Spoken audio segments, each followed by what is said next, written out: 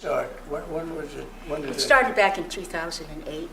But thank you, Mr. President, for this great announcement, and thank you so much for your awesome leadership in giving back to American Samoa what had been taken away from us without even consulting with our leaders and people at that time.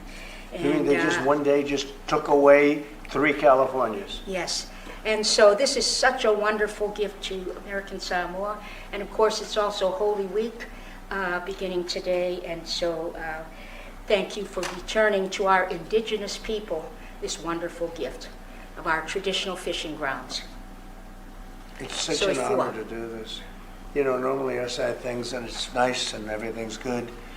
You get more water in the shower head and things like that. But this is such an honor. What they've done to you people is incredible. It's like, it's so terrible. When you have to travel 4 days in a boat to fish, and it's usually 7 days, I was told before, but 4 days to 7 days in order to fish. And you were there a long time before we were, right? Yes. Yes, for centuries. Like I would say, yeah, thousands of years, I was going to say. Mr. President, Please. you have another fishery in the Pacific Ocean. This is the Persane fishery that fishes for canned tuna, and then the fishery in Hawaii fishes for fresh tuna. And so there are 150 vessels, and you're opening up Johnston Island, which is very close to Hawaii, makes it a lot easier for them to fish. Even Hawaii, so even Hawaii's. Well, yes, of course. You're helping the entire fleet, and most of our fish are sold on the mainland. We also fish for swordfish, and when we have too many regulations for our swordfish fishery, you get swordfish from Peru, Brazil, and all those other places that don't have the same management measures that we have in the United States. So we are very grateful in Hawaii for this, the fishermen, and it's fantastic. So what's the difference? You say canned tuna. Right, you have 2 different U.S. fisheries there. Yeah, but the same tuna. Different. No, that's skipjack, albacore, and yellowfin, and then So albacore is canned tuna, right? right. I know that from. You've seen the can. So yeah. So our fishery fishes for the sashimi quality fish. So it's all fresh. It's an ice fishery, and it's been around since what started in the early 1900s. And Well, it's been around for millions of years. right, exactly. Long before us. Right, exactly. That's great. So, you know, that's where you're getting your sashimi and your swordfish from. Most of the swordfish that you eat on the mainland comes from our fishery. You know, they shut down also areas off Maine, you know, the Maine lobster. Oh, yes, And I yes. think we're going to have to open that one up really quickly, too.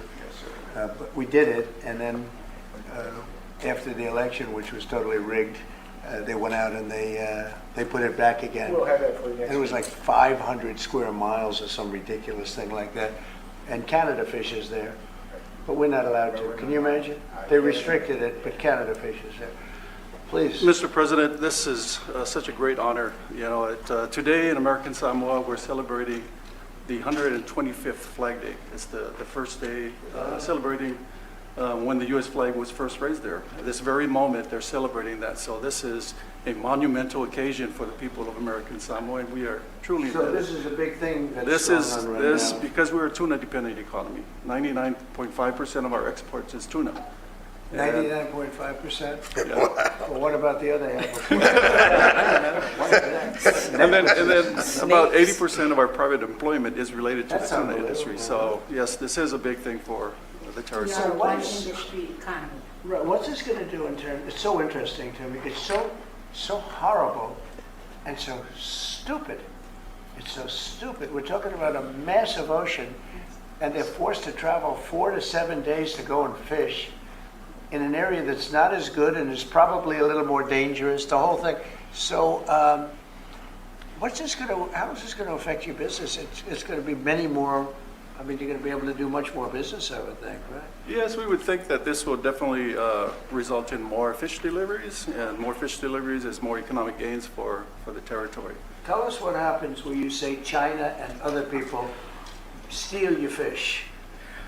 When, well- in other words, you're forced to go to areas Because- that are very dangerous. Well, because of the monuments and overlays of sanctuaries, our fishermen mostly fish on the high seas.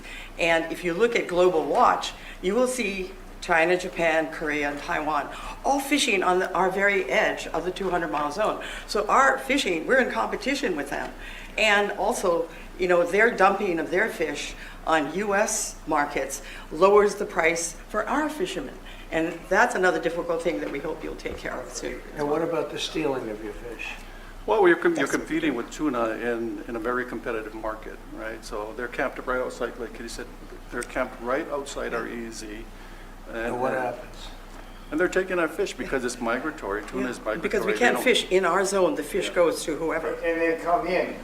They come in in the dead of night. Most Yes, of them they do. go out. They come Nobody in, catches they them. take the steal. fish. Yeah, that's a common, well-documented problem. Does anybody, I mean, it's so interesting. It's- Even you have to find this one interesting. Yes. So by doing this, we're going to give you back your lives. And you've been doing this for thousands of years in this area. And then Absolutely. along comes Biden and Obama, and they say you can't do it anymore, right? This is fish, baby fish. Yeah. Fish, baby. So That's right. what's the level of and this is a risky question, but what's the level of popularity of Trump on Samoa versus the Democrats? 77% For poll Trump? shows for Trump. Yes, Wow. that's right. 77%. Probably go up to 90 tomorrow. Yes, it'll go up to 100. 100. Maybe 100. Well, it's an honor. I'm not doing it for that. I'm doing it because it's just an honor. You know. Here's one of the boats in there. Look how beautiful that is down. They use it for a beautiful cruise that takes 7 days before they can do the first fish. Can you believe it? So now you'll be able to do it like almost immediately, right? Well, yeah, much closer, yeah, absolutely. So if the fish is there, we can make more trips and employ more people. Do you know through sonar, radar, everything, do you know where the fish are? I mean, can you see that? You get educated guesses, so you get all kinds of different reports, plankton and all kinds of stuff, and they can. It's a beautiful life. You wouldn't choose any other life, right?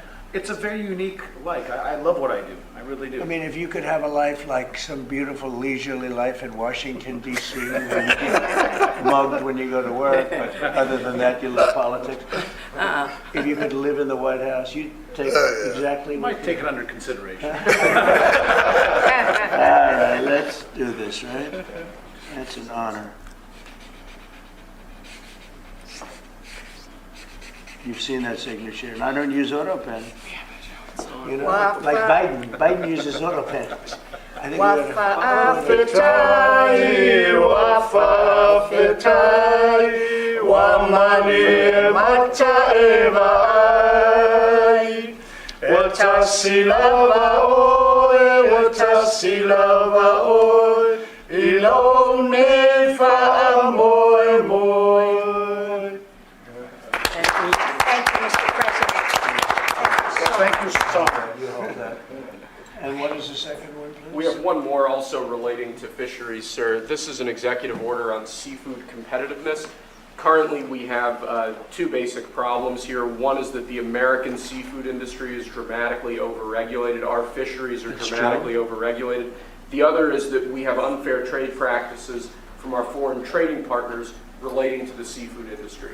So this executive order is going to attempt to address both of those.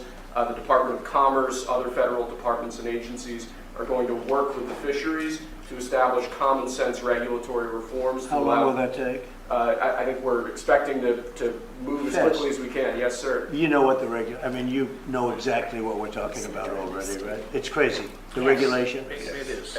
Secretary Lutnick is going to fast track that, I can assure you. Howard, please, go ahead. Sure. So you just heard us, the economic zone around Hawaii and Samoa is huge, and it's exclusively ours. So why wouldn't we have our fishermen fish there? I mean, imagine saying our own fishermen, every country in the world, they all fish the 200 miles off their coast, and we were stopping our own fishermen from going off the coast. It's totally the opposite of common sense. That's why President Trump has changed it. Now let's talk about regulation. If you're not even going to let them fish, imagine the regulations that have been written to stop our fishermen from just surviving and thriving. We have the greatest coasts in the world with the greatest fishermen in the world, and we need to let them do their great jobs, raise and capture fish, bring them to our tables, have America have the greatest fish in the world, which we have, and then let them export all these other countries, right? They stop us from exporting. That's going to be over with your leadership and your trading policies. We're going to open all of these markets, and we're going to let our fishermen thrive and prosper, and we are going to have lower cost fish, more of it, and the freshest fish in the world. And this is just common sense for the United States of America. So could I ask, it's so interesting. So you take these massive areas of water, and other countries are allowed to fish in them, right? So they sneak in, they poach. They So come they're not in. allowed, but they do it because they don't care. But they fish in their own zones, sir. Yeah. So we're systematically disadvantaging our fishermen by not allowing them to fish in parts of our exclusive economic zone, while other countries have their own exclusive economic zones, and they're fishing the heck out of those. So they're totally benefiting. Now that you're allowing the U.S. fishing fleet to fish, they also serve as observers. And when they see poachers, they report them to the authorities. And so they are a big help to the U.S. Coast Guard. Right. And so it's great for our U.S. food security. Great. I mean, we should have a trade surplus in fish, and we have a big trade deficit. It's crazy. Because of all this. It's just crazy. Nothing Okay. familiar. This is an easy one. Very easy. Which way you fish? Hi, Mom. This is an easy one. This is crazy, huh? 80% of the seafood in the U.S. is imported. Yeah. Can you imagine that? We import seafood, and we have the greatest coast So and what? fishing in the Okay, world. so in Maine, they do something similar. I think it's like 500 miles or something, some crazy thing. And Canada goes and they fish there, other people fish there, Europe fishes there. The Maine lobster. You can't get Maine lobsters because so Maine's forced to go for days out to some other area that's not as good. We have to free that up too. We'll have that on your desk next week, I promise. The Maine lobster, right? Yeah. It's incredible. You did it Think last of it. time, and they undid it. Canada fishes there. Biden undid No, we're it. not allowed to, yeah. I did it last time in Maine, and they undid it. That's why we have to stay president for a long time. Okay. Thank you, everybody. What an honor. It's a great honor. Thank you, sir. Thank you, Take care Mr. of President. yourself. Thank you, Mr. President. Thank you very much. Thank you very Thank much. you very much. Thank you, Mr. President. Great job. Thank you so much. Beautiful. You guys look like a real athlete right there. There, look how it is. I get a shade too. Mr. President, breaking news, a short time ago, the Supreme Court agreed to hear oral arguments in the case about ending birthright citizenship. How confident are you that the court will rule in your favor and allow that order to end birthright citizenship to go forward? Well, you're just telling me that for the first time. I am so happy. I think the case has been so misunderstood. That case, birthright citizenship, is about slavery. If you look at the details of it, the signings of it, everything else, that case is all about slavery. And if you view it from that standpoint, people understand it. But for some reason, lawyers don't talk about it, the news doesn't talk about it.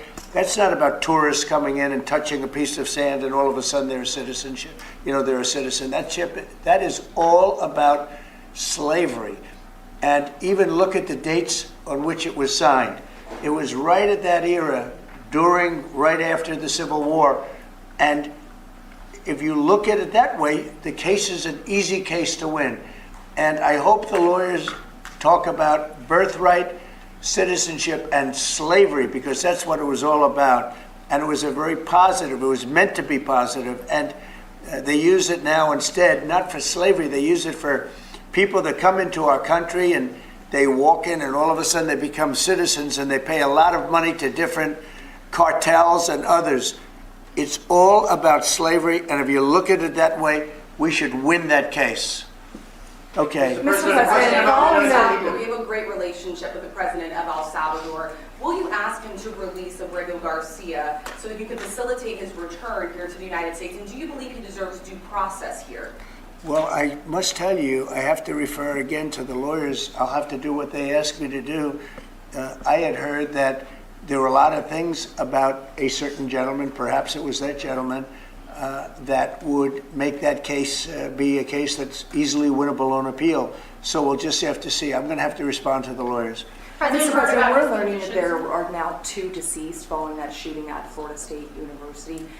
Following and amid that, is there any changes that you want to see to gun legislation? Anything you see broken with gun laws in our Well, country? I'm going to have to look. I'm a big advocate of the Second Amendment. I have been from the beginning. I protected it. and these things are terrible. But the gun doesn't do the shooting, the people do. It's, you know, a phrase that's used probably too often.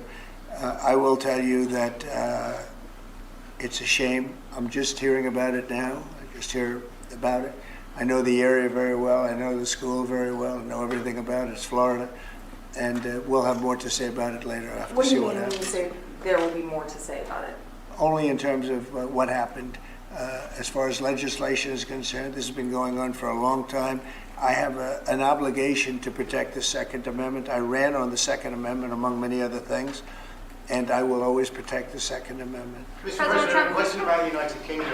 Reports that you're going to go and stay with the King in September. Can Yes. you confirm that? What are you looking forward to? Well, I was invited by the King and by the country, great country, to, they're going to do a second, as you know, a second fest. And that's what it is, it's a fest, and it's beautiful. And it's the first time it's ever happened to one person. And the reason is that we have two separate terms. And it's an honor to be, you know, I'm a friend of Charles. I have great respect for King Charles and the family, William. We have it's really just a great respect for the family, and it's a very great honor that, and I think they're setting a date for September. It's going to be a smaller visit initially and then a bigger state visit to follow after. Is that the plan? Yeah, they say that it's going to be, I don't know how it can be bigger than the last one. The last one was, as you know, was incredible.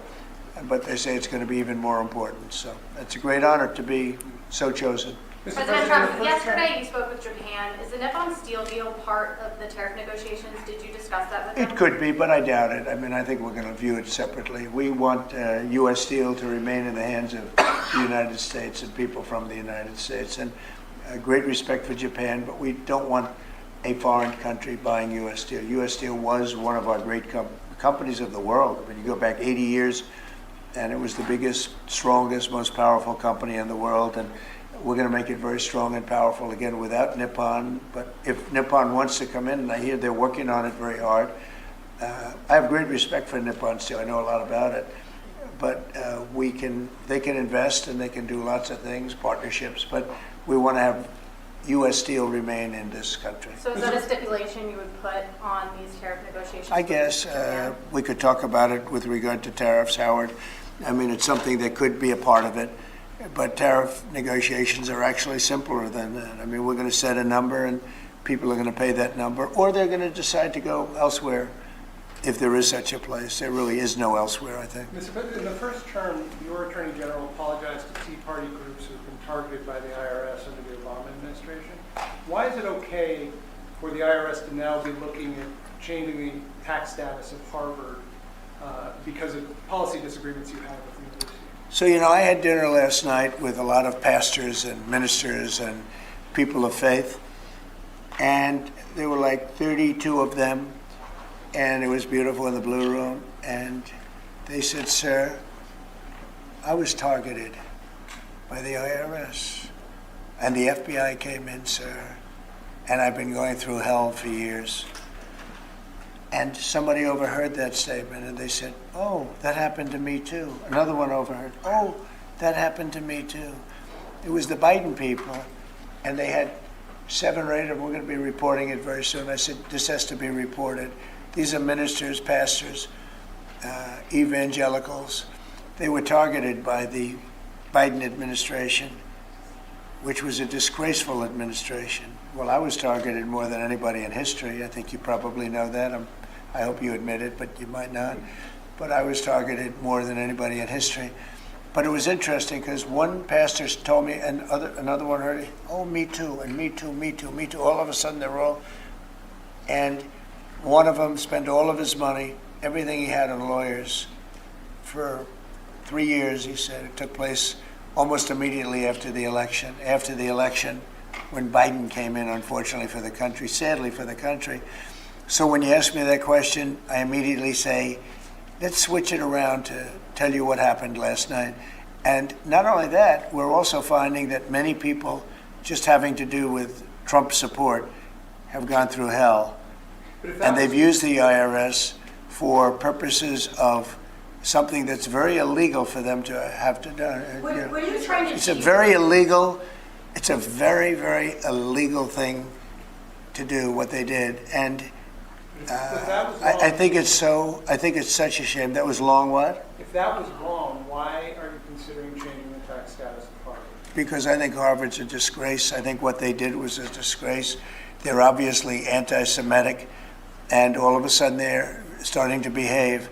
But when you see what they were saying, what they were doing, when you see the way they took care of events, when you watch that woman, that horrendous president that ruined the image of Harvard, maybe permanently, in Congress, in the halls of Congress, when you take a look at what happened there, it was horrific. And, you know, I've looked at a lot having to do with it. I'm not involved in it. It's being handled by lawyers. I read about it just like you did. But tax exempt status, I mean, it's a privilege. It's really a privilege. And it's been abused by a lot more than Harvard, too. By a lot more than Harvard. So we'll see how that all works out. I don't think they've made a final ruling. I don't believe they've made a final ruling, but it's something that these schools really have to be very, very careful with. Very anti-Semitic when you take a look, whether it's Columbia, Harvard, Princeton. I don't know what's going on, but when you see how badly they've acted, and in other ways also.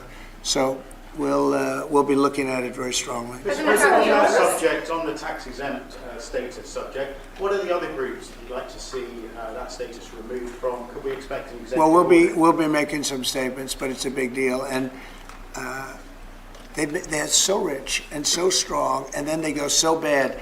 They've earned so much by being a member of this country, you know, a member of this group, this beautiful group of people in this country, and then they go and they abuse their power like that. I think it's very sad. Are we talking about immigrant rights groups, environmental rights Could be. groups? Could be. I mean, look, environmental. I have a group named CREW.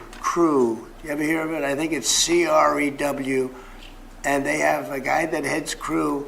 It's supposed to be a charitable organization. The only charity they had is going after Donald Trump. So we're looking at that. We're looking at a lot of things. But if you take a look at CREW, what they've done, and I think it was a very big abuse, but we're going to be finding out pretty soon. Can you explain the disconnect between your conversations with President Xi, when those potentially could happen and why they haven't happened yet? Well, you don't know whether or not they've happened. That's my question. Yeah, I mean, I've never said whether or not they've happened, but I have a very good relationship with President Xi, and I think it's going to continue. And I would say they have reached out a number of times. Xi or they? Well, the same. I view it very similar. It would be top levels of China, and if you knew him, you would know that if they reached out, he knew exactly. He knew everything about it. He runs it very tight, very strong, very smart. And yeah, we're talking to China. So they've reached out in recent days or recent weeks? Excuse me? They've reached out since the 145% tariffs? Oh yeah, sure. Yeah. Do you believe a lot? Do you believe a lot all the time? We're talking. Have you spoken to him directly, to President Xi? I don't want to say that. Yeah. It's just not appropriate. to But say. you're speaking. Sorry, has he called you directly, President Xi, or reached out to try to facilitate a conversation? Well, you'd think it was pretty obvious that he has, but we will talk about that soon. It's not that important because honestly, we're going to have a deal. I believe we're going to have a deal with China. And if we don't, we're going to have a deal anyway because we're going to set a certain target and that's going to be it. You have anything to say about that, Howard? I think our tariff policy around the world has every country in the world coming in and talking to us. It is incredible. We had country after country in yesterday. We are confident that we will work out something with China, and the president knows what he wants to do, and I think he knows it better than anybody else in the world, and we are confident that this is going to work out well, both for the United States of America. I'm sure he'll work it out with China, but the amount of other countries who are working with us is incredible. And I think it's really going to work for the American farmers, for our ranchers, for our fishermen, for our businesses. The scale of companies coming to America just every day, like even this morning we were talking about Whirlpool, and then we were talking about car companies opening. The scale of factories coming to America is mind-boggling, driven by Donald Trump's tariff policy, which has got the world coming and finally respecting the United States of America. President Trump, you said And by the way, there's never been anything like it. We have at least $7 trillion of new businesses coming in. If you go back and look at others, I mean, in years they wouldn't do anything like that. So, and this is in a matter of weeks, so it's been pretty amazing. You said we're talking, so China and the U.S. are talking on tariffs. Oh, sure. Do you believe then that they won't go higher than 125%? We've heard Chinese officials say that. And then, like, what happens if they do go higher? Do we retaliate more? Well, than at a certain point, 125? I don't want them to go higher, because at a certain point you make it where people don't buy. So I may not want to go higher, or I may not want to even go up to that level. I may want to go to less, because you want people to buy, and at a certain point people aren't going to buy. And it's actually up. It's actually up to 145%, because you have the 20. You previously said that you would consider reducing tariffs on China to get a TikTok deal done. Is that still on the table as of now? Well, we have a deal for TikTok, but it'll be subject to China, so we'll just delay the deal till this thing works out one way or the other. And I think it's a good deal for China. The TikTok deal is very good. TikTok is good for China, and I think they'd like to see us do a deal, especially the deal that we have pretty much done with some of the best companies in the world. If they agree to sign the deal, would you take that into consideration? I think it would be something we discuss, because it's a natural. If we're making a deal, I guess we'll spend 5 minutes to talk about TikTok. It wouldn't take very long. Can you give us a sense of how far along these negotiations are with China? Are they in the early stages, or are you inching closer now to actually making a deal on tariffs? I think that we will make a deal with China. I think we've had some very good talks, but we will have some very good talks remaining. And, I view it, and some people say, oh, rush. I think we have a lot of time. I think we have plenty of time. But we have very, very good. You saw Japan was here yesterday. We had Italy today. We had a great conversation with the Prime Minister. We've had very good talks yesterday with Mexico. Talking with everybody. The problem is it's only so many hours in the day. I think we're going to make a deal with China. We're going to make a deal with everybody. And if we don't make a deal, we'll just set a target, and we'll live with that, and it'll be fine too.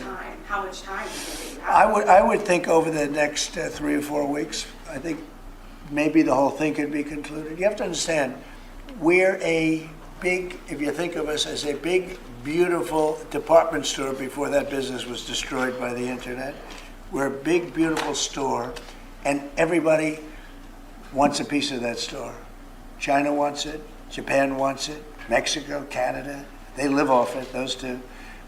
Without us, they wouldn't have a country. And everybody wants a piece.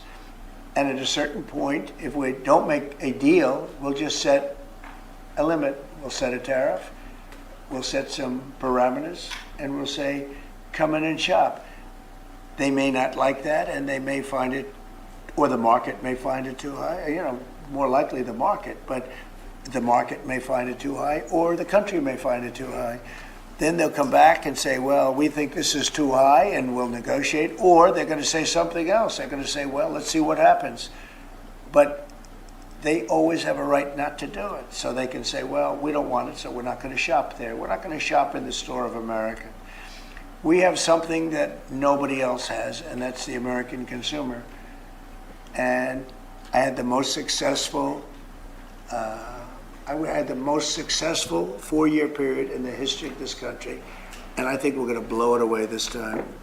But there is a little bit of a transition, and we're going to have that little transition, and it's not much of a transition. If you look right now, we're getting 25% on cars, right? We're getting 25% on steel. We're getting 25% on aluminum. We're going to have some other things that we're going to be adding in the not too distant future, because we want them to be made here. The medicines, the drugs, pharmaceuticals are going to be done, and computer chips, et cetera, et cetera. And because of that, We have the biggest computer companies in the world coming in from Taiwan and other places, and they're building in Arizona and lots of other places. We're number one in AI by far. We're leading China by a lot, by tremendous amounts. We're going to supply electricity at levels never supplied before. They're going to build their own electric. We're going to let them become a utility, essentially. And it's going to be amazing for the country. They're going to build their own electric plants. We have to double up our electricity to remain number one in AI. We're going to have to double up our electricity take our whole country. We're going to have to double up our electricity. Think of that. And probably even triple it up. And we're going to let them build their own electric plants with their plant that they're building for the AI or whatever they're doing. Never been done before. We're going to get them quick approvals. It's going to be very clean, going to be very nice. And we're going to get them very fast approvals. And people are investing in this country like they've never invested before. Thank you very much, everybody. Thank you, Press. Thank you, Press. Thank you, Press. Thank you. We're headed out. Thank you.